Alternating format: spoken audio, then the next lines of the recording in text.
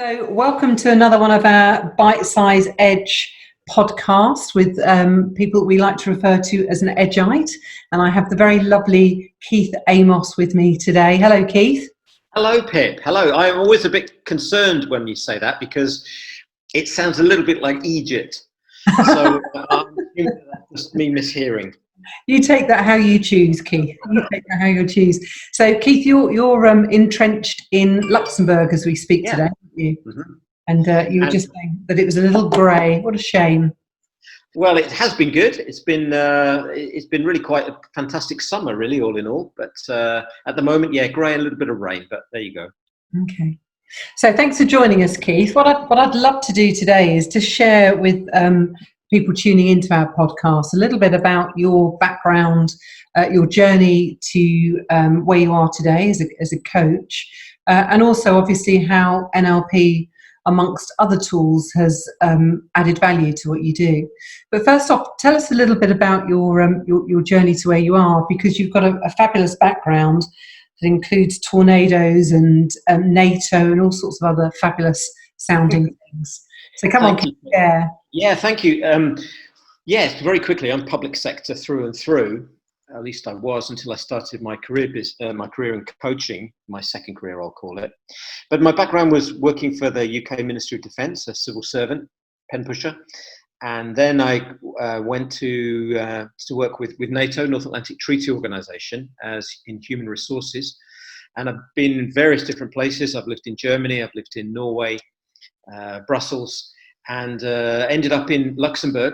And that's where I am now, and that's where I'll stay. And funnily enough, I would say that it's nice to probably give you the idea and the impression that everything had been managed and everything in my career was, due to my wondrous abilities. But no, a lot of it was really good fortune. And then when breaks came, just taking them.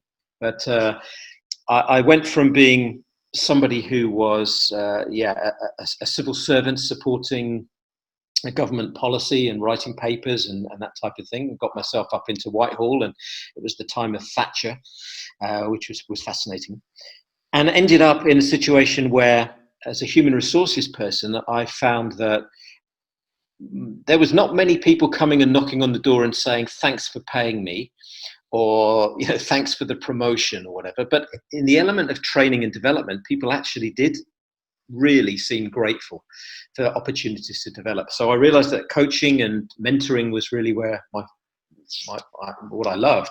Yeah. You have to ask me questions, otherwise I'll just ramble on for the entire. I know this about you, Keith, but I was actually quite enjoying that. And you made me smile when you mentioned Maggie Thatcher, because I was listening to an interview on Virgin Radio the other day, Ben Elton. And he was talking about Maggie Thatcher and obviously the political kind of circumstances we're in currently. It was just quite interesting, his view on just how powerful and strong she was as an individual, irrelevant to politics. But I wonder whether someone such as Maggie Thatcher or anyone else in politics also have the ability to have a coach in their world. Wow, that's not interesting. I mean, there's people that naturally lend themselves to being able to coach others. I think there is something innate about that ability to listen to others and to want to help them. And there's other people who become role models just by being themselves, not actually putting themselves there and thinking, I will help this person, but actually just by being themselves, they become a role model, and others look up to them and think, yes, that's what I would like to be. Now, please don't get me started on politics, because of course there'll be plenty of people who would have disagreed with policies and things. But if we just talk about human beings for a moment, that's what I would say with human beings. There are certain people who you want to follow them. You want to be as good as they are. You strive to be like them. And there are others who take an interest in you. And because they've taken an interest in you and want you to do well, you want to do well for yourself and for them. And have there been any people in your world, Keith, who you've looked up to in that sense and gone, do you know, I want to be like you. I admire what you do. I mean, yes, there have, and really staggeringly impressive people who I've learned from. But I would have to say that comes on. The numbers are on one hand, really. Yeah. And I would say that when I talk to people now, I would say, if you see someone, it's like a shooting star. You see somebody and you think, my goodness, I really admire that person for whatever reason. And if they are prepared to help you, to mentor you, just take it, grab it with both hands, because it won't last forever. But the short time that you spend with them will be absolutely invaluable, really. So I remember some of the work that we did together when you did your master prac with us, and some people who are quite key in your world when it came to decision making. At what point do you think you made the decision that coaching was exactly where you're going to go to, and what was the dialogue that took place for you, do you think, prior to making the that internal dialogue? Yeah, decision? love that. Absolutely. First of all, I've heard and been listening to your lovely podcast with a number of really, really lovely people, very interesting people. I hope they all link in with me, by the way. Keith Amoss. I'm on LinkedIn. AMOSS. Keith Amoss is on LinkedIn. No, but seriously, for a second, the fact is, it is life changing, and NLP for me was life changing. It was something that I saw a possibility to go on a course in London. In fact, not with your good selves at that time.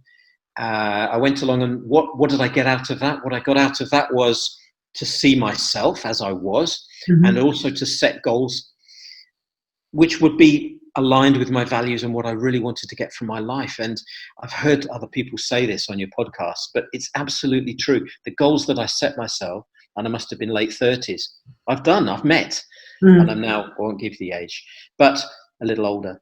And so, exactly, NLP did change my life. NLP is fantastic. So that led me later on to find your good selves and to do the master practitioner course. And again, to find that you never really stop working on yourself, do you? You never fully do. You think you've got there, but you haven't. So you then need to address new things. Absolutely. There's so much to learn though.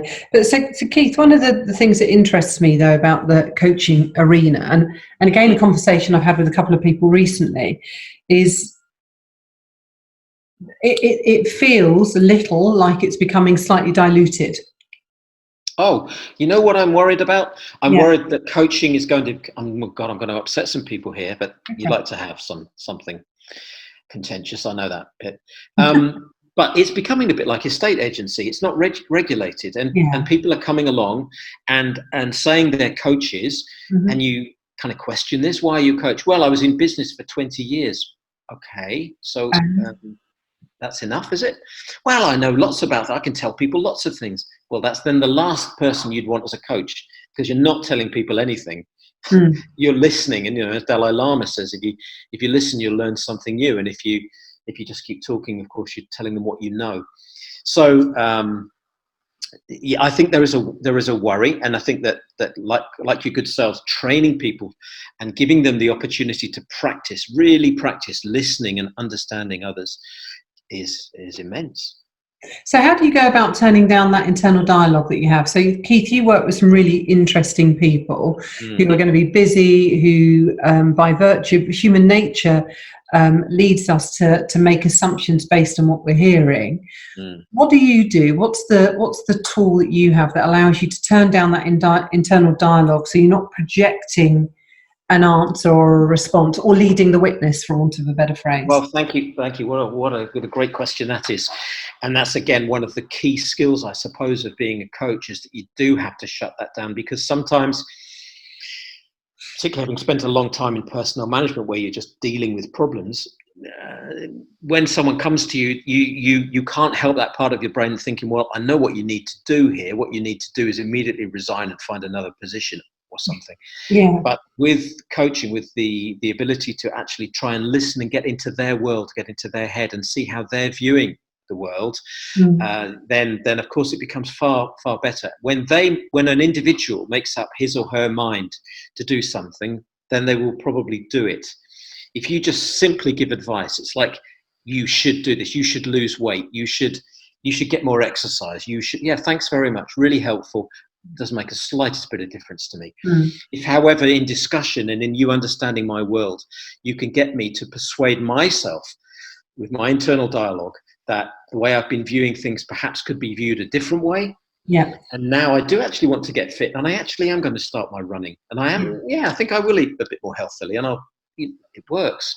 Yeah, absolutely. That's your area to a T. Absolutely. So tell me then, what's the difference? So this is, we did a taster day at the weekend, and I almost wait. I'm almost watching the clock, waiting for someone to ask what they perceive to be a controversial question, and it's one I actually really like someone to get out onto the table. So what's the difference with what you've just described there and NLP being perceived as being manipulative? Oh my goodness. Come on, Keith. Is this a test? Do I get marks for this or what? Yeah, you've passed already. So you haven't even given me a script or anything to read. It's terrible, people who are listening. I believe that, let me just answer that slightly different way. I think that there is certainly a suspicion out there that NLP can be manipulative. Yeah. Let me be blunt. There are people out there who want to use NLP in a manipulative way. They believe that they can increase their sales. They believe they can get better looking girlfriends or boyfriends or whatever friends. They believe that they can achieve things through manipulation. I would be probably unfair if I said that there aren't people out there like that. On the other hand, you could also see NLP as this is my wording, not from the book. You could also see it as a way of education. In a sense, when you understand yourself, you understand the way that you have these scripts, the way that you do make your decisions, the way that you do have certain biases, certain value systems that lead you to doing what you do. Once you can understand that about yourself, then automatically you can understand other people also think like that, and you can help them in a non-manipulative way, but in an educative way, to help them make better decisions. Does that flow?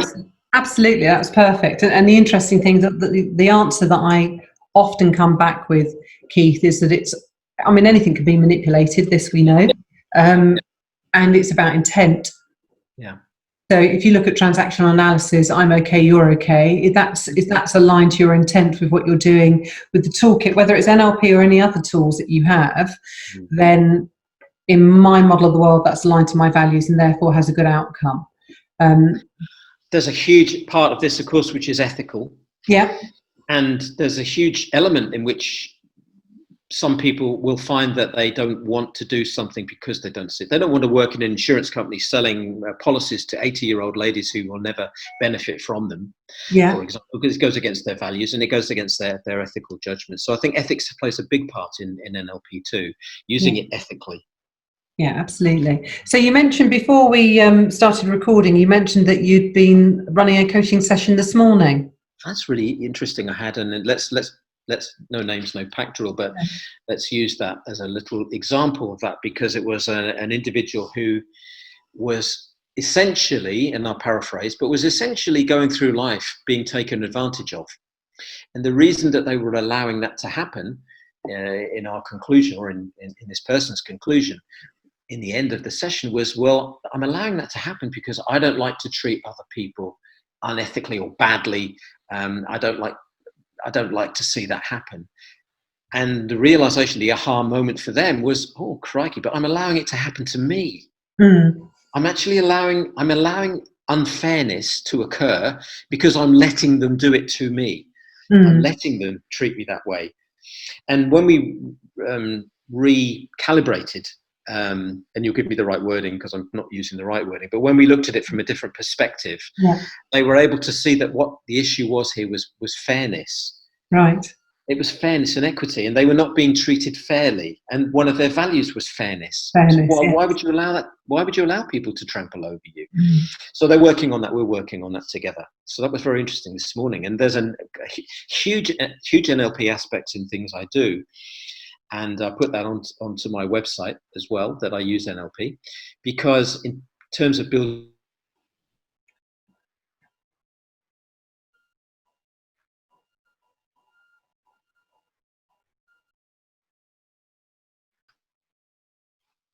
I'm here. Can you hear me? I can hear you. I got as far as terms of building and then you froze slightly. Oh. Come on, Keith.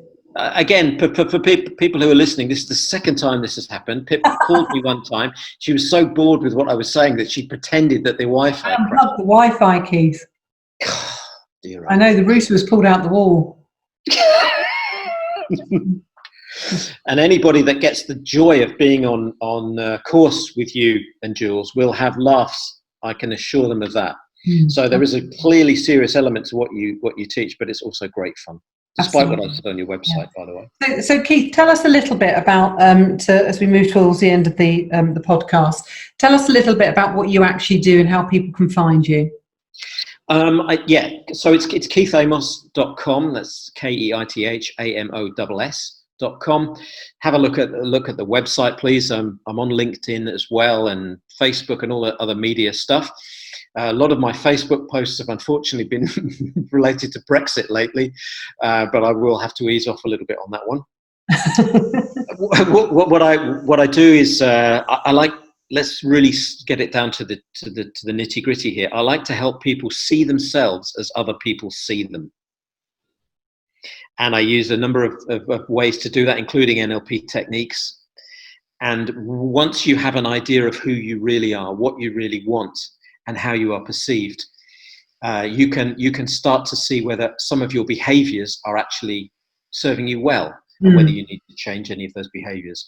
And you can set goals, and you can go for things, and you can achieve. Well, I just hope that I'm helping people to really achieve and be the best that they possibly can be. Fabulous. That's it. Brilliant. And what's the next thing for you, Keith? What's the next bit of learning for you? Next bit of learning. Crikey. I don't know. I think probably just to be a bit jocular for a moment is that I'm really getting into the idea of getting back onto a bicycle, and I'm wondering whether I should learn how to use one of these electric bikes, because it'll get me a lot further, a lot faster, and at my advanced years, get me up hills a bit quicker. Yeah. Why not? In terms of other learning, as I said to you, we never do stop. I read a lot. I'm looking at.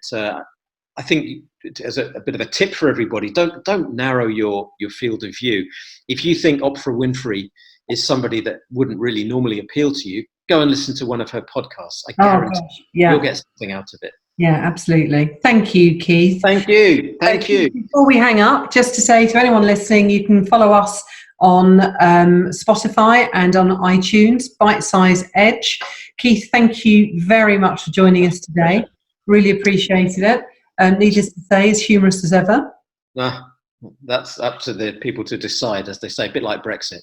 Okay, thank you very much, Pip. And regards to Jules, take care. Take care. Bye.